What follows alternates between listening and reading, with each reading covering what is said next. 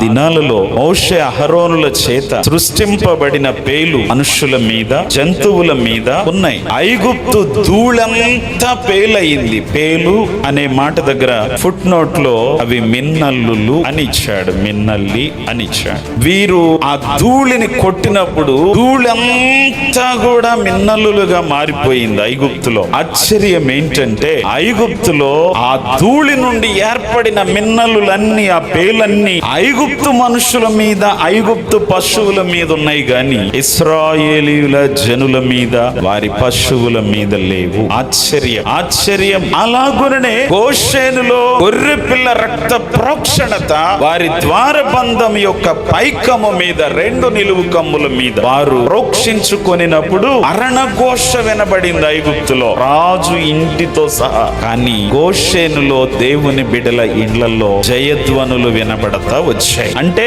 దేవుని బిడల జీవితములలోనేమో సంతోషం, దేవుని ఎరిగిన వారి జీవితములోనేమో సంతోషం, లోకములో కొట్టుకొని పోవచ్చున్న వారిలో బాధ.